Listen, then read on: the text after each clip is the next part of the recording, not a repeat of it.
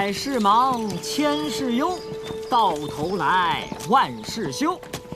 天凉好个秋呀，好个秋！先生，马车没动过手脚，上来歇歇。你驾车就是，我跟得上。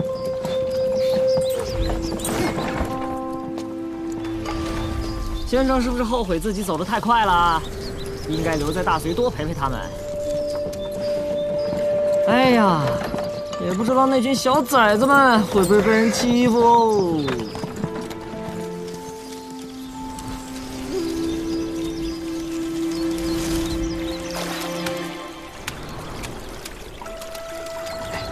先生，那是过山鲫，能出水半月不死。不过他们对水质要求极高，可能栖息地发生了什么变化，所以这才过山搬家。哎呦，这可是万尾才会诞生一条的金色灵物啊！山上势力最喜欢化养此物，能精准判定宗门灵气流散情况。宝兵肯定喜欢。哎呀，马车是真没动手脚啊！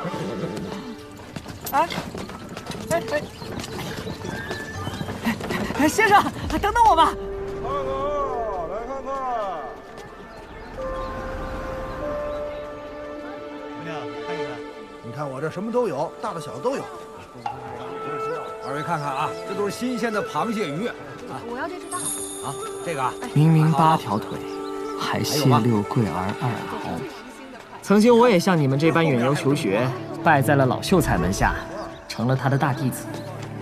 那时候老秀才名声不显，一穷二白，偏偏规矩还多。我们师徒俩混得很惨，饥一顿饱一顿。哎，都怪先生的道理不值钱，连个辛苦费都没挣到。是听道理的凡夫俗子不识货，总有一天，先生的道理能名动九州，慕名而来的弟子无数，至少仙师都会逊色几分。小禅，你这马屁功夫炉火纯青啊！学生，我这是真心的马屁话。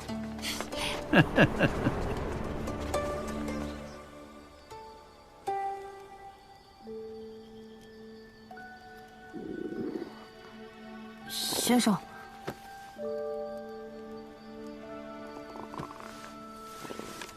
有天晚上我实在饿得受不了了，就动了点歪心思，挣了点钱回来。从此之后，你我不再是师徒。不义之财送回去，至于你以后是坑蒙拐骗、打家劫舍，我管不了。连个开山弟子都教不好，我没那本事。是，但希望先生能留下1、2颗银锭，买几支好些的笔。笔都秃成那样了，就算肚子里有点学问，也倒不出来。哼，你给我等着！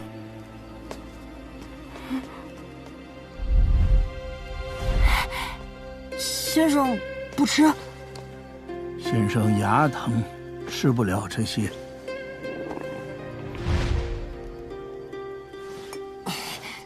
那笔呢？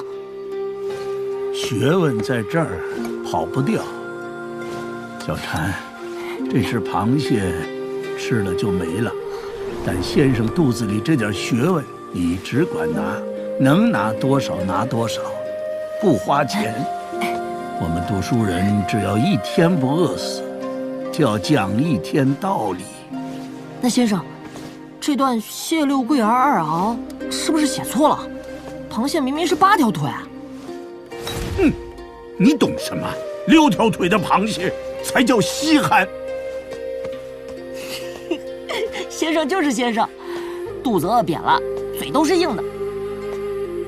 那是我崔禅第1次离开文胜门来，虽然只有短短1个时辰，这件事就连我那师弟左右齐敬春都不知道。哎，不提了，陈芝麻烂谷子的旧事，灰都瞟我眼睛里了。好，曹府公子驾到！曹府公子来了，快闪开！这，让开！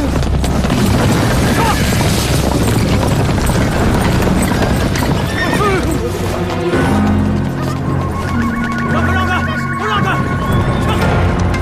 还有危险，快躲开！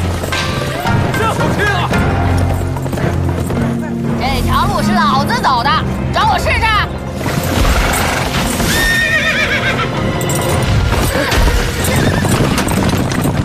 老狗不挡道！王八蛋，眼睛还不如腚眼有用，以为自己是皇帝啊？你没事吧？有啥事儿？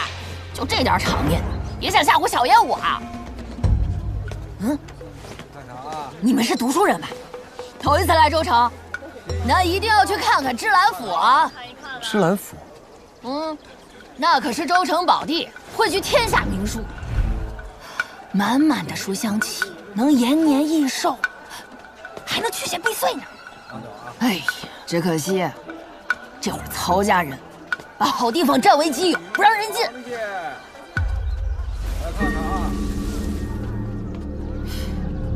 先生，我倒是听说那栋书楼里盘踞着一头活马，看样子该是他蜕皮的时候了，指不定会发生什么变故呢。大白哥，你倒是有些大见识啊！和小爷我聊得来。先生想管？我本事就这么点儿，管不过来。哎，先生本事是不大，但学生我不一般呢。如果先生想凑这个热闹，我就为先生排忧解难。走了。哎呦，我脚给崴了！该死的曹家人！我千里迢迢而来，就是为了见芝兰府一窥。这还怎么去啊？啊，先生，不如我送他去曹府，先生在城门口等我便是。你什么时候这么热心了？近朱者赤，我这不是被先生感化了？你这个弟子倒是挺上道的。遇事先讲道理，2个时辰。如果你还没有回来，我就自己赶路了。唉，先生真绝情啊！陈平安真绝情啊，一声不吭就走。离别之仇啊，个人有个人面对的方法。这么会为他说话，人家送你玉簪了吗？我没有不奇怪啊，可是你没有就不对了。这么漂亮一个大姑娘，哎，动口不动手啊！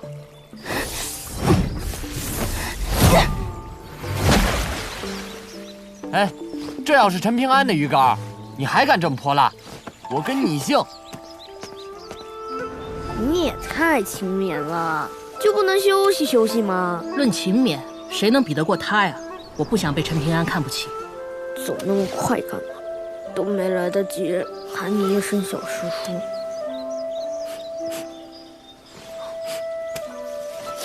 不过，陈平安给担心了。又逃课啦！读书人爬树，有辱斯文。啊，老先生，我知道书院有规矩，我认罚，晚上就抄书。放心，我写字比跑步还快。宝平啊，至圣先师到了70岁才敢随心所欲，不逾矩。如果一般人光顾着自己开心，什么规矩都不讲，是不是不太好啊？当然了。我道理讲完了，你呀也不用抄书了。老先生的学问很不错，这么高。那等我小师叔识字再多一些，就这么高。哦，那你小师叔可了不得，将来能保护好我们的小宝平。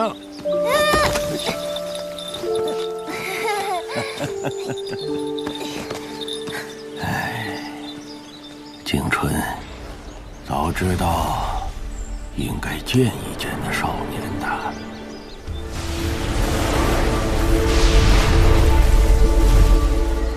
喂，大白鹅，你有胆量把那张符纸给撕了吗？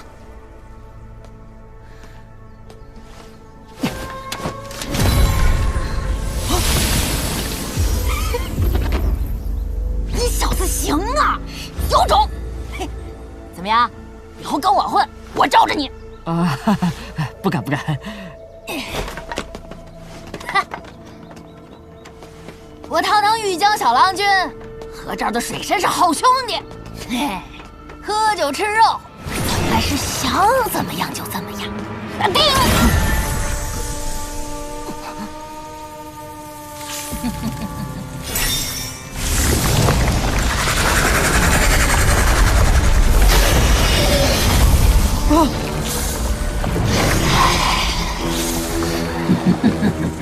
放心，小爷我讲道理，不吃你。等我吃掉那条活马，再来找你。哎，陪小孩演戏还真累。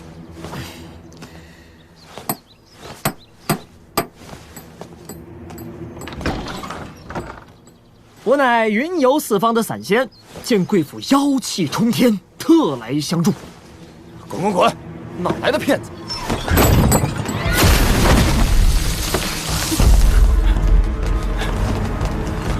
来者何人？在芝兰府撒野！先生，你看看，道理讲不通啊！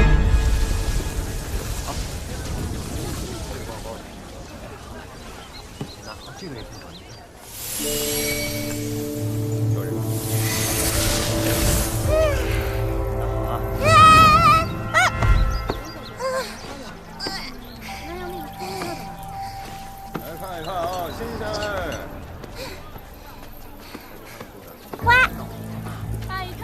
你到底是什么东西啊？我才不是东西呢。算了。齐先生说，如果你不开心，我可以从槐木剑里出来陪你说话。谢谢。这段时间，我跟着崔东山一路走来，才明白，不是学问大人就会好。这个世道，像崔东山这样学问大的坏人太多了。既然崔东山是个十恶不赦的大坏蛋，为什么文胜老爷还要让他拜你为师呢？我想不通。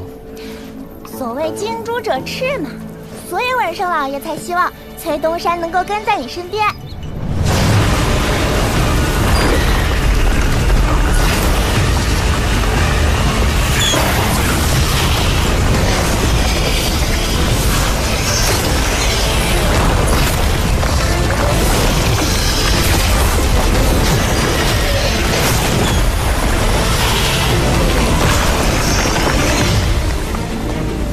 来者何人？好一个芝兰之士！你们暗中圈养火蟒，汲取书香之气。可惜这玉江之中还有条水蛇，觊觎火蟒已久。它会趁火蟒脆皮虚弱之际将其吞杀，转化为自身修为。你怎知我曹家的事？我还知道，你们明知这场水火之争会害死城内1000余人，却非但不提醒城内百姓躲避，反而使了障眼法遮蔽天机。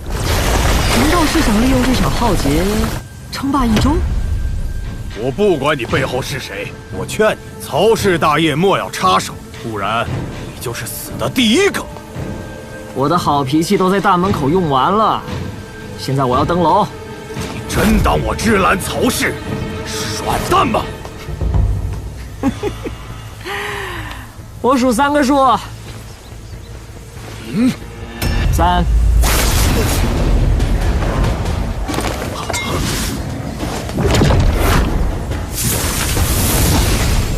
你小子倒是怕死的很啊，怕死好啊。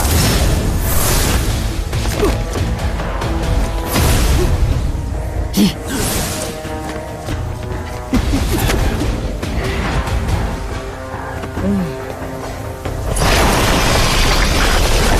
少年不知愁滋味，爱上层楼。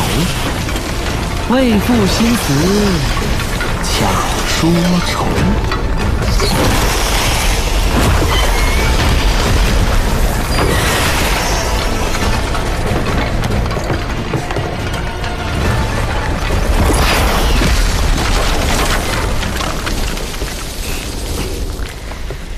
想当年我被爷爷关在书楼苦读圣贤书，若是有你这样的家伙陪我说话解闷，我可能今天也就不会是这个样子了。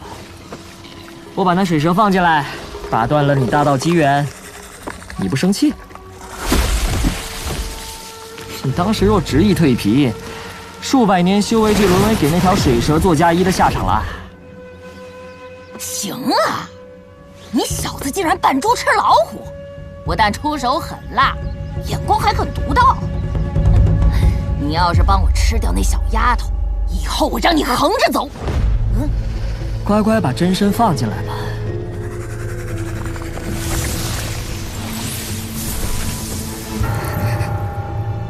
还有你，有没有好处啊？有啊，比如活下去。好啊。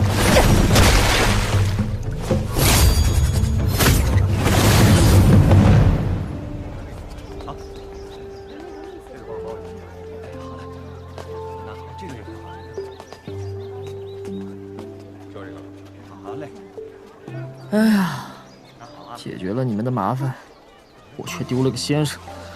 崔东山，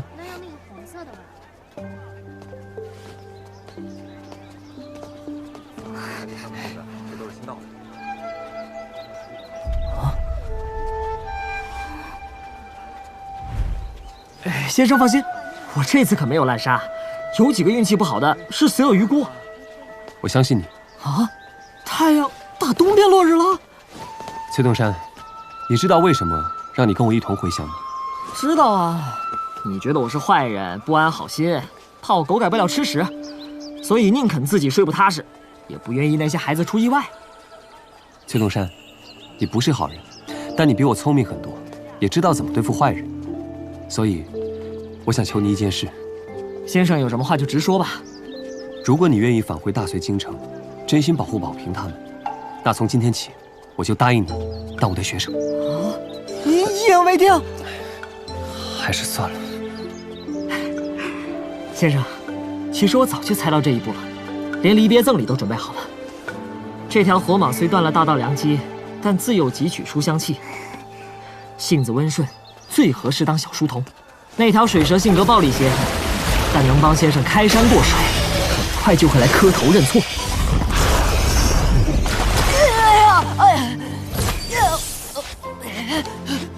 先生饶命！小的愿意赴汤蹈火，肝脑涂地，虽死不悔。赶快进来，我只数3声。1，罢了罢了，识时务者为俊杰。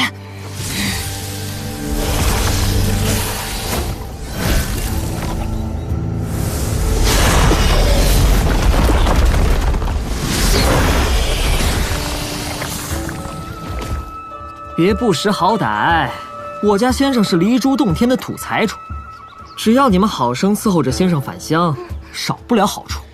一颗上等射弹石补偿你的损失，可以吗？奴婢愿追随先生。我早就看出老爷你身份不凡，老爷缺不缺暖被窝的丫鬟啊？只要老爷点个头，我就去跟老爷抢过来。抢你的！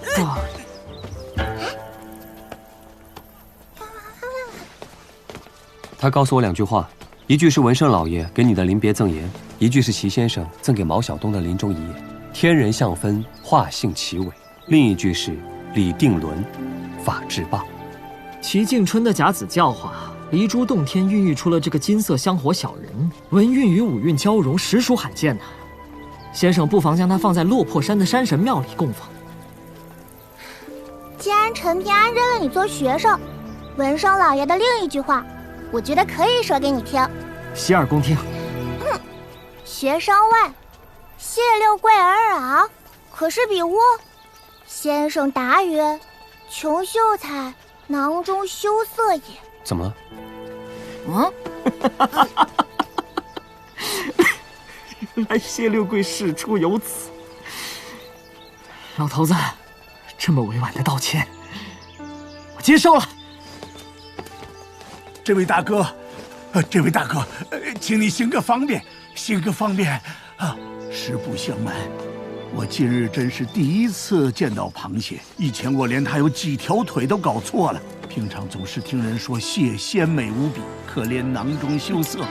烦请大哥舍我一个足矣。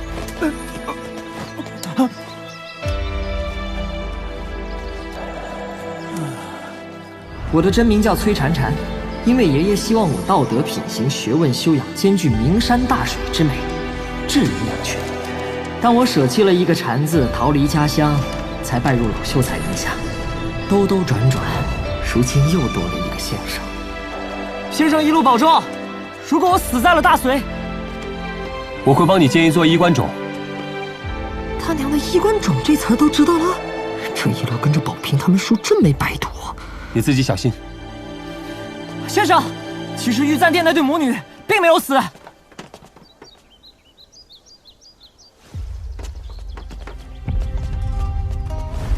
先生起而行之，你我共勉。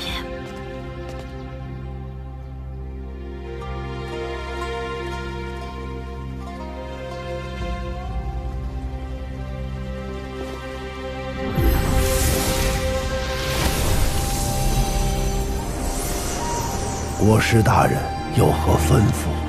接下来，劳驾你送我去往大隋。咋了？不好意思啊。远古时代，神人乘龙，跟今天有钱人骑马骑驴差不多嘛。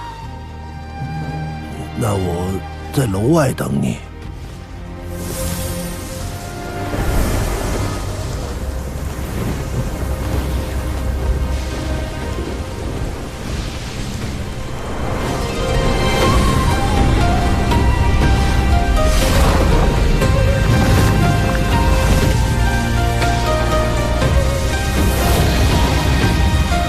走喽！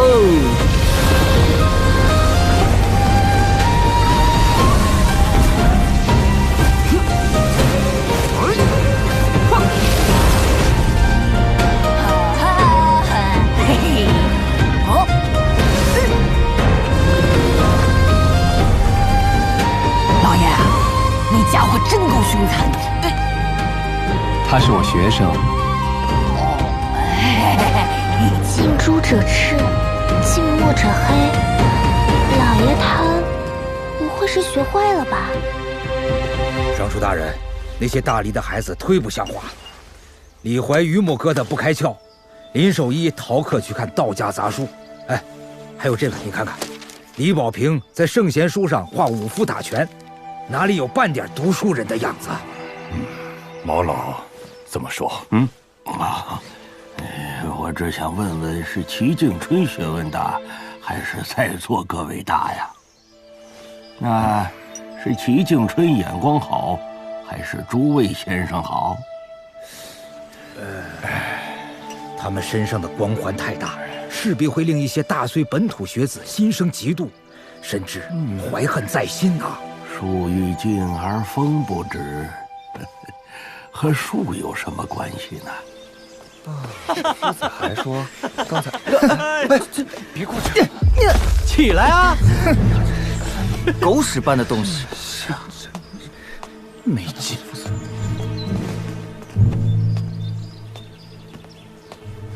不知道齐敬春金传弟子的屁股踹上去，会不会比踩屎的感觉好点？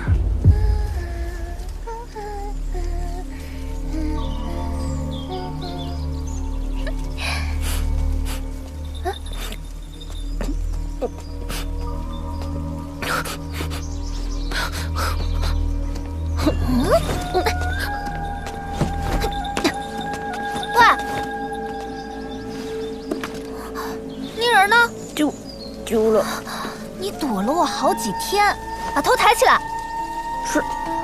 摔了一跤。说，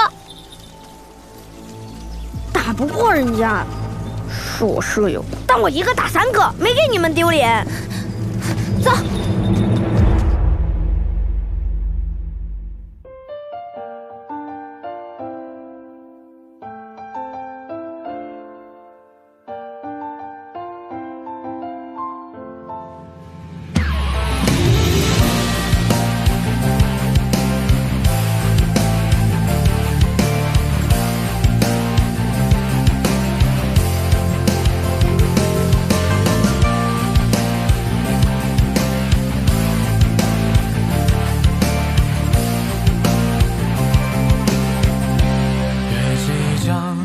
秋波，漫传青梦压星河，但又也绝无任何悲歌。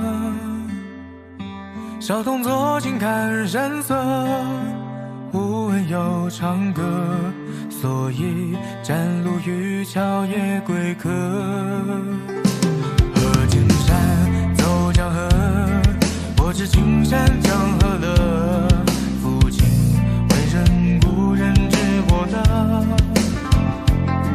洋洋西游胡为歌，来个呼啸我，生生所念来人间。